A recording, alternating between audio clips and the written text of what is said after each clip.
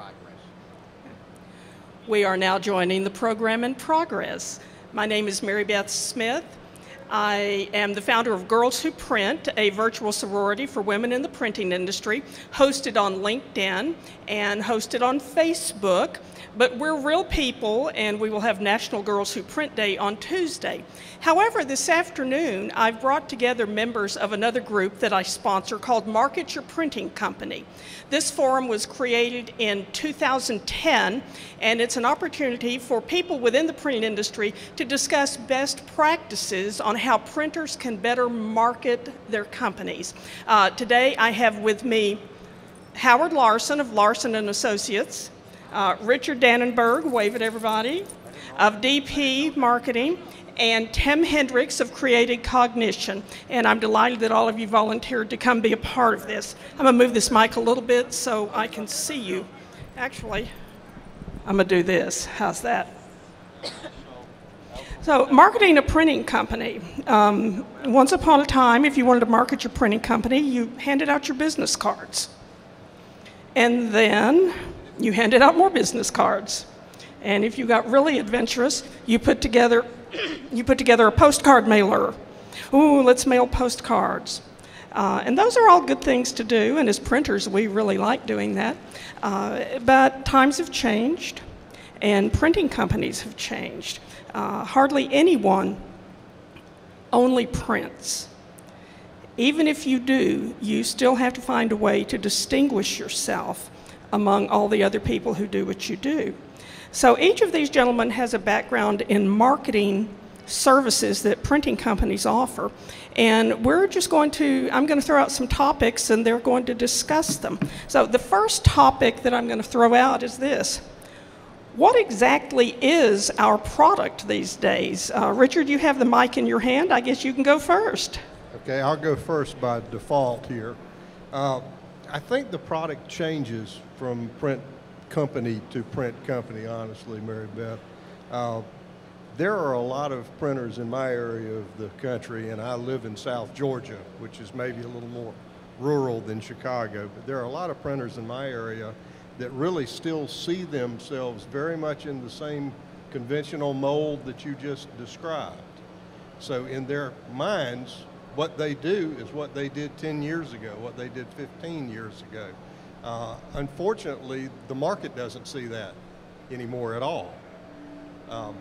Get your mic close. The market doesn't see that anymore at all. The market has gone to digital, the market has gone online, content's gone online, and some of these printers just aren't following along. They're not following along with what they do or the way that they market. What's happening to their business? The business is declining rather severely. Who else would like to comment on that? Howard? Well, I've seen over the last few years companies merging. In fact, companies that I thought would have never talked to one another have merged, joined together. Not so much to double, triple the size of their business, but just to try to maintain an equilateral business of what they had, combining equipment, getting rid of equipment, reducing staff in an effort just to maintain the status quo of, as we said, 10 years ago, 15 years ago, 20 years ago, in an age of digital, variable data, online content development and posting. Printers are, or should, in my opinion, becoming more communication managers and not just printers. Tim? Yeah, Howard, I agree. Printers have to redefine themselves. Print is one of the most important components of a media strategy. And today, consumers have a lot of choices in how they get their information. Marketers have a lot of choices in terms of the type of media they want to use to reach consumers. So what a printer needs to do is look at themselves as a communication company and look at ways that they can create an integrated solution, whether it's social, whether it's email, whether it's digital, along with print. And as a communications company, they can continue to evolve their business, grow their business with the changing marketplace and changing consumer interests. I have to agree. I think for years we have identified ourselves as being in the printing industry. And as long as print was the major method through which people communicated, that made sense. But now, because of our multi-channel integrated communications environment, I think we're no longer in the, quote, printing industry as much as we are in the communications industry. And when we broaden our concept of what our product is, then we also broaden the options that we can refine and bring to customers. So that's a very interesting way to think about it. Richard? Yeah, just to segue off of what you and Tim just said, that answers the original question as well. If you're doing that kind of communication service for your customers, that also becomes the way that you market your own printing company. Well, that's a perfect way to segue into my next topic, which is this. In your opinion, how do the most successful printing companies market themselves now? Who'd like to take that first? Boy, that's a rough one. Aren't you glad you were holding the mic? Oh yeah, I'm glad I'm holding the mic. I think we all have to admit face-to-face sales and networking is the best, hands down. If you can get in front of people that buy and have an actual discussion with them, that is going to be the best, but it doesn't get you a lot of traction. How do you get in front of them now? If you want a lot of traction with your message, you're going to have to go social, you're going to have to go Facebook, you're going to have to LinkedIn, you're going to have to touch Twitter, you're going to have to touch YouTube, as well as develop your website, get content out there on a blog. Social is by and large where people are. You might think it's only people that are just posting, I'm having a pizza today, but no. These same people that are posting about the pizza they're buying on Friday night are the same people that are buying print or buying communication services. So you have to get your message in front of them. You have to talk to them like people, not like just cogs in a wheel. There's a shift in the direction that marketing takes nowadays. And I think most people in the printing business, we're still looking outbound. We're still looking at distributing business cards or printing a newsletter or something like that. The way things have changed, people find you. That's what content marketing or inbound marketing, which is what Howard's talking about, that's what it's all about. We're not targeting this great big group that we used to. Buying a billboard for a printing company these days would be completely ridiculous. But having a lot of information, a lot of good content out there for the person that's looking to understand what they're about to do with print, and then being a resource to them, it's a longer term marketing process. It certainly is something that you keep at for months and years, but eventually it begins to bring in leads, and then you develop those leads and then make a sale, and that can help grow the business. I think it starts with the customer, obviously, and redefining who we are as the marketplace changes.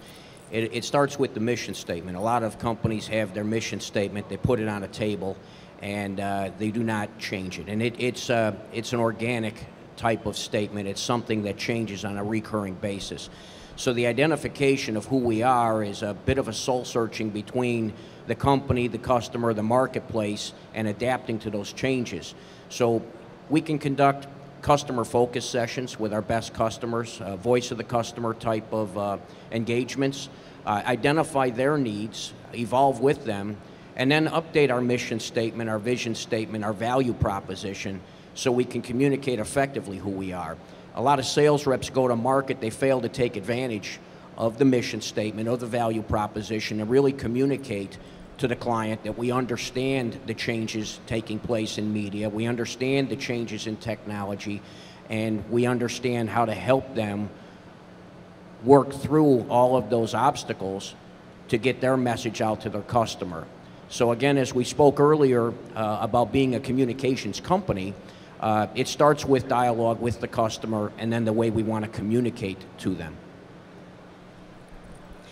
It's interesting that we keep coming back to the topic of sales. Sales and marketing are very intertwined. I do want to remind people who are just joining us, these are members of the LinkedIn group Market Your Printing Company, Howard Larson, Richard Dannenberg, and Tim Hendricks. We will have a panel every day, well, actually Monday and Wednesday, with other members of the group, all experts in their field. But I do want to talk a little bit about how sales and marketing work together. What do you believe is the difference between sales, marketing, advertising, and public relations? Richard, you have the microphone. I guess that means you're first. I look at it as a continuum, and I'm talking about marketing and sales here. If you look at that typical customer funnel where you start with leads at the beginning of the funnel and out the small end, at some point pops a customer, and hopefully a customer that you have a relationship with for some time. In today's environment, marketing really is the start of the funnel. It's where leads are generated. Depending on how you configure the relationship between your marketing folks and your sales force, it's to a certain extent taking care of the leads, developing them to a certain extent until they're qualified. And then at the point that they're qualified, you hand them off, and you hand off all of that information to the salesperson. I look at it, marketing is the company-to-many relationship. Sales is the one-to-one relationship. And if all of it works correctly, you start out with a good lead, and you end up with a good, loyal, ongoing customer. Howard, I think you're next. I would tend to agree with that. Marketing tends to paint a broad brush on, well, it can paint a broad brush, but as you define exactly what type of company you are, what is your niche, what is your product, you can narrow down your marketing to a specific kind of person or company. If you're a direct mail company, if you're a label company, a packaging company, you can start to narrow down your marketing to penetrate even deeper so that by the time it gets to sales, they're talking to exactly the kind of person they should be. If we take in public relations, be it online public relations, be it newspaper, and newspaper does still, good old print on ink, does have a place in society. They are looking for information. They are looking for companies that want to give them their message to put out. And reporters, like anybody, are very happy when somebody supplies them with the information that they need so they don't have to work so hard.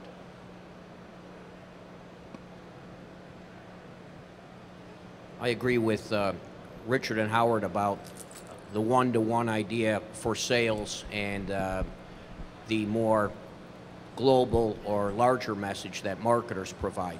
I've heard it said that marketing is air cover for sales, and what they really do is they can create the opportunity for salespeople to have dialogue with a customer.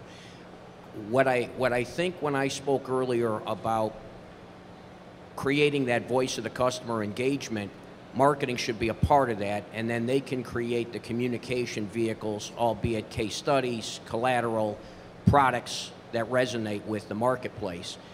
One of the things that I think marketers can do is to work with operations, identify the best products, the most profitable products, brand those, and give sales some of the tools they can have to communicate with customers to be able to take that message to the marketplace more effectively.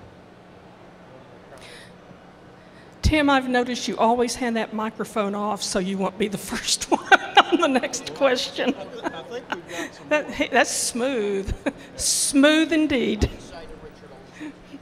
One more comment on there. I think one of the changes that's going on in the marketing world right now is that marketing now more and more is responsible for lead generation. It used to be that, well, I remember when I had salespeople on the road, my favorite phrase was go out the door, hit the road, send back money.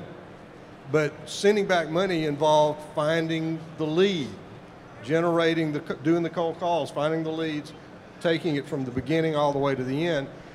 At this point, people aren't too terribly receptive to cold calls anymore. The leads need to be generated in a different way, and marketing is a very good way now to generate leads and then to begin to develop them. Yeah, I would definitely agree with that. I grew up door to door, street selling, walking down an industrial park, handing out business cards. Now, if you do that, you will frighten the poor receptionist. But the comment I wanted to make here was, look at the 80-20 rule when you're trying to define your company. Look at all your sales. Unfortunately, a lot of printing companies are built on 1 to 2 key accounts, which might make up 50 to 60% of their business. If that's you're looking at death warmed over. I'm sorry. I would be running scared, running hard to broad base your selling. But to key in exactly the right kind of business and accounts for your shop, look at your top 20% of where your sales revenue goes and find more of those and start to, sorry to say this, fire the ones that are at the bottom 20. Those are your time wasters. They're probably complaining about quality. They're probably complaining about service and eating up way too much of your time when you should be focusing more on your A and B type clients, which is where you're going to have your greatest profitability. You know, I think that's really interesting, and you know, having both a sales and marketing background, I've been on both sides of this, and teaching music. So, but I find when I'm working with sales reps, when I'm training salespeople, I think the single most neglected aspect that good salespeople have done since people started selling things is learning how to qualify your prospects. And there's not a lot of qualifying that has to be done. Do they need my product? Can they afford my product? Am I talking to the decision maker? And when would they need this product? You know, it's not rocket science to qualify, and we've expected salespeople to do that for generations. But the reality is that much of that qualifying can be more efficiently handled by appropriate marketing. Once you begin talking about lead generation, the days of cold calling are pretty much history. Some people have a gift for it. If it works for you, get out there and do it. Most salespeople find a lot of rejection. Buildings don't allow you to roam through freely the way they once did. And as you say, receptionists will stare at you blankly. Of course, it may be because now when they look at me, they think, why is my grandmother here? So there are all sorts of reasons why cold calling is not necessarily the #1 way to generate leads now. Now, each of you work in one way or another through your companies with helping printing companies generate leads and target their market. I would love it if each of you would just give a brief description of how you, tell us the name of your company, and then how you help printers move forward in this marketing and lead generation process. And Howard has the microphone. I'm Howard Larson, Larson Associates. We categorize ourselves as a lead generation, telemarketing, target marketing company that works with printers and graphic artists.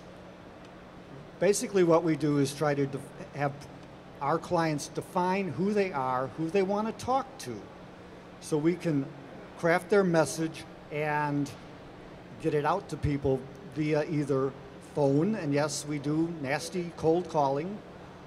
And as I say, we bother people at lunch, not at dinner.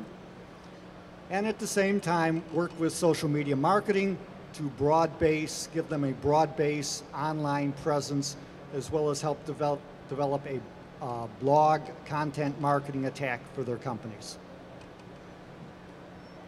My name is Richard Dannenberg. I have a very new company. I came out of the printing business. I owned a printing company in Macon, Georgia for 14 years. Sold that almost exactly a year ago today, and fell into this business really out of a desire to help owners not do some of the same things that I did. You wear so many hats. Everyone shrink back in horror. Yeah. You wear so many hats as a printing company owner. And I was always a very, very good planner, but not so good at implementation, because something would break. Somebody would be out. There was nobody to make deliveries. So I'm coming at it really from that direction. I'm still big on planning. So in talking with a new customer, a new client, one of the first things I'm going to ask is, do you have a plan? And what does your plan look like? What are the goals? And then what strategies do you have, and what specific tactics do you implement to meet the goals? Do you have a budget? Do you have a timetable? And how much of what you say you're going to implement do you actually implement? And I can come in one way or the other. I can come in from the beginning and help with the marketing plan, or come in if the plan is in place and there's a need for help with implementation, come in at the end to help with implementation. So that's what Richard didn't say, that he was also a professional marketer for many years before going into the printing industry. Yeah. I'm Tim Hendricks. I'm with the Creative Cognition Group. The nameplate itself is a play on words, so to speak. I look at the behavioral characteristics of both customers, personality profiling, and look at the behavioral characteristics of salespeople. We conduct assessments to identify the strengths and areas of weakness that may need development, so we can create more effective sales organizations. One of the things that I find is that salespeople have a tendency to sell out of their comfort level. They'll sell what's easy. And if you look at the mix of business that a printing company has, and you kind of configure it like a triangle, and this gets back to one of the things that you spoke about, Howard, at the base of that triangle is some of that low end, low profit, easy to get work. And the objective and challenge of printing companies is, how do we get to the top of that triangle and sell the more profitable, more innovative, more complicated work? And so we spoke a little bit about marketing, being air cover for sales, and what marketing can do is take a look at the top of that triangle and create products and tools and communications to help sales be able to sell up there.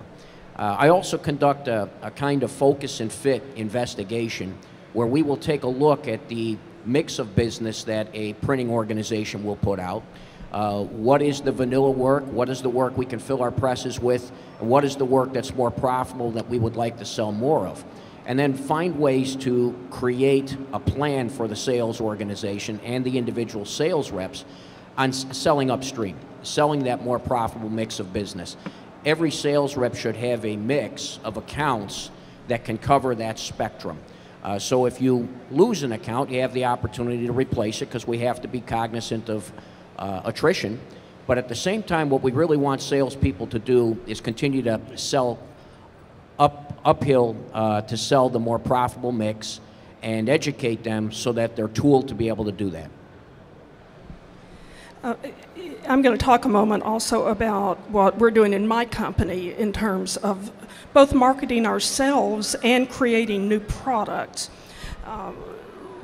We created a second business unit that focuses on going into small businesses and just helping them. I do a workshop where we train them to how to create and execute a basic marketing plan, goals, objectives, strategies, tactics. And we keep it very simple. I always believe that it's far better to execute something simple very, very well than to really flub up something that's extremely complex. Once people get the marketing bug, many times they go a little too far and overcomplicate it. If you cannot execute it, you've completely wasted your time. So going in and learning how to do that. Now, that's the product that we've expanded into, and from a marketing standpoint, we felt like it appeared more credible to our marketplace if we identified it as a sister business unit of our company. So we're all the same personnel, we work out of the same address, but we have separate websites and logos for each unit. And we're finding, after several years of just getting blank stares when we would say, oh, and we can also build a website for you, and we can manage your social media, and we can do this, and we can do that. People go, okay, could you get me some booklets by Thursday?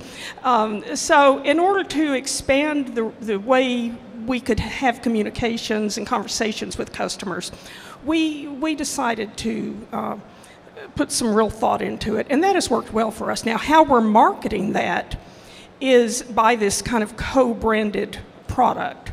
We've created a suite of marketing products, publishing products, and of course our well-known brand of printing products. So I think we're kind of a real-world example of taking all the things that we're talking about here and going to the marketplace with that. Now, one of the things that's challenging, as opposed to sales, where you go out, you qualify the customer, you make the pitch, you close the sale, you get the check, and then you work like crazy to make sure you make a second sale, because that's what really makes them a customer. That first sale is just a transaction. So there's a much higher statistical likelihood that a customer who has made 2 purchases with you will become a long-term customer. So you want to get that first sale, but you really want to get that second sale and begin to develop that customer base. So that's sales. You've got to get it in, get it in, get it in. Marketing, you kind of need to sit back and look ahead 5 years, 10 years. And set incremental goals that you're getting to. And that's a luxury that many times I think people in the printing industry don't feel like they have. Have you seen that? Here's a question for you. If a printing company could do one thing better in marketing their own company, what do you think it would be? Tim, you have the mic. Yeah, I noticed Richard didn't take it back this time. If a printing company has to do one thing, it really comes down to the way they communicate their vision and mission to customers.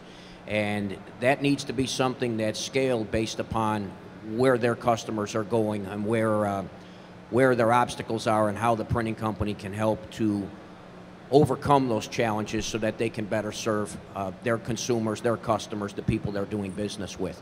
So I think that really may be the number one thing they can do. And how do they communicate that? They can communicate that on their website, obviously. I think that's probably premier. It's ironic that if that is the focal point, when you look at a lot of printing company websites, that you have to try and find their mission statement. Now, that should be the number one thing that I think they're building on, that consumers can take a look at or their customers can take a look at and say, you know what, they get it. These are people that I want to do business with. One other point is on the sales rep has to communicate that message. I heard it said just recently this week, you know you're a very effective salesperson when your customers don't just call you with requests and quotes, but they call you with a question.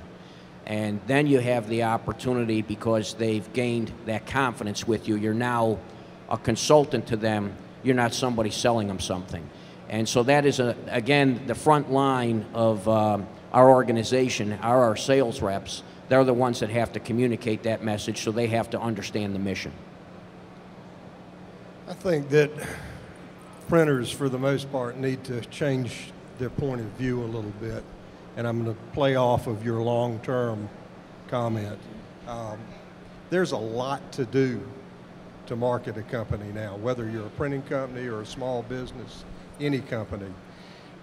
To try to take a project view on your marketing or even a campaign view on your marketing is a little bit short-sighted in terms of scope. People don't react to campaigns the way they once did. Sure, you can have something go viral and it'll get you some attention, but if you look at the data on, for example, even sending out a newsletter, an email newsletter, you've got attention span in numbers of hours.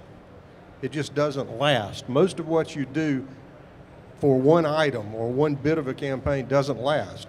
So the importance is to continue implementing consistently over a very, very long time, a long-term plan. Know what you're going to do and then implement it consistently and take a longer-term view.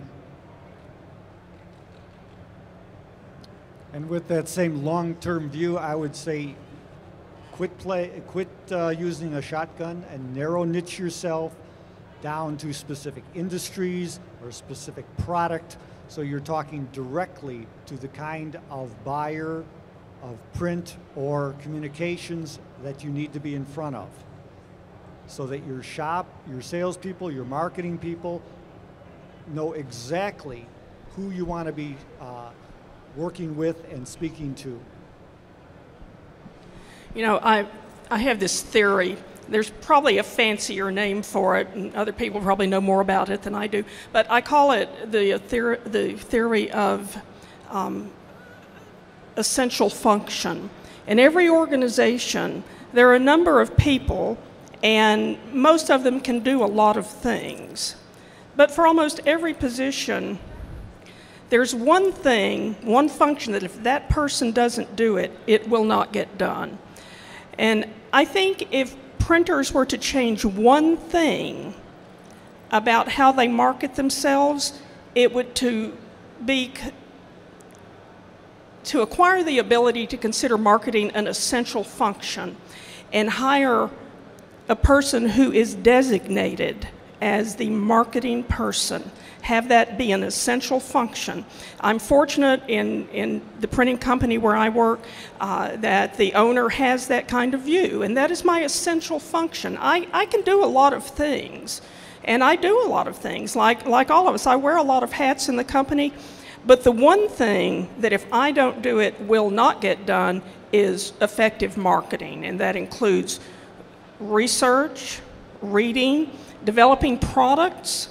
I think that's a highly essential function of the marketer, is to scope out the products. What do our customers want? What can we bring them that they are, people really like to buy stuff they want. Isn't it easier to sell stuff that people want? So developing that mindset, that view, and I think if printers would do one thing to improve their marketing, it would be to create a position that is dedicated to marketing and give it the space to have that long-term return on the investment. So, okay, I'll get off my soapbox there. I think you hit on a real important point. Most printing companies view themselves as a manufacturer and not a marketing company. And that really is a perception that has to change, especially since the industry has changed. We're no longer putting out books, magazines, catalogs, direct mail pieces.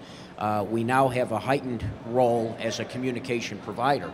So that really does encapsulate the fact that we're now a marketing organization, not merely a manufacturer or printer.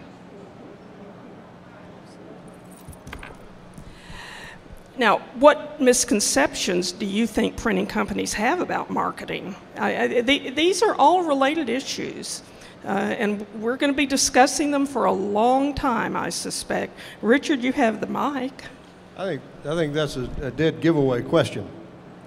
The biggest misperception that a lot of printers I talk to have about marketing is that print marketing is the only thing they should do. We're printers, therefore we should do all of our marketing through stuff we produce. That's very limiting if you do that. It doesn't mean that print isn't a key part of what you do. but it might not necessarily be all of what you do. The idea of looking at marketing as an ongoing chain of events and information-based, content-based, with print being part and parcel of it, is probably a whole lot better than where we started, which is let's print business cards and send out some postcards. Bunny hopping on that, is that don't be afraid to find key service providers that can add to your entire communications, whether if you're not versed in web design, find a web design company that will synergize with your company. If you're not actively involved in social media marketing, find a company that is active in the social media marketing network that understands it and knows how to use it for not only you, but for your clients, so that you can expand your entire appeal to companies and their communication needs. Yeah, I'm going to pick up on a point that Richard made. A lot of companies, as Mary Beth put it, don't even have a marketer. And that's where they really need to make a change and take a look and make the investment. And we always think that we're printers, we have to put something in print. And if you take a look at a printer's collateral, typically it's a very descriptive piece about their equipment, about their capabilities, but it lacks the value of providing what they do with that equipment, the solutions. I really don't think the collateral or brochures or printed media that printers put out give marketers the kind of knowledge of how they can solve problems for them. So that's really, I think, something that needs to be taken into consideration. How do we create a collateral piece that can be an effective solutions piece for our customers and not just a description of services? I've told people for many years, during the years I was selling printing, I've never had a customer call me and say, "Do you make color copies?" Or, "Do you have any ink?" No, they don't. They say, "I need brochures," or I need to reach my customers." Well, I liken this to a bakery. You know, what do you find in a bakery? Flour, salt, shortening, sugar, yeah, milk, cream, plates, beaters. And yet no one ever walks into a bakery and says, "Could I have some salt?" or "Do you have any flour?" No, I need a wedding cake, or I need cupcakes to take to my customers. And in printing, I think we tend to think of the ingredients as being the product frequently, when really the product is, since we by and large are in a B2B selling environment, our product is what helps customers reach their customers or communicate their message. And when we stop thinking about our ingredients, like our big equipment lists, that in the 20 years that I sold printing, maybe twice I had someone say, "Well, I want to see your equipment list," and it was always an engineer. So stop thinking of our ingredients, you know, the paper, the toner, the ink, the equipment, and instead start thinking about what does the customer want. Now, we've got about 1 minute, so tell us your last big, brave thought. Well, to take off on that, the other fallacy that printers make is to slip into that quality service price mode, which really doesn't communicate anything specific that's of value to a customer that's looking to know what capabilities do they have to help them get something done. 30 seconds. 30 seconds. It's like Mary Beth said, what does the customer want to do with whatever you produce? Whatever you produce doesn't make any difference if it doesn't achieve the objective. Well, this has been members of the LinkedIn group Market Your Printing Company. We have had a great time discussing. We will have another discussion tomorrow at 1 o'clock. That's Monday. You can tune in live. And if you're at the show, we hope you'll come sit in with us. Thank you, gentlemen. You have been fantastic.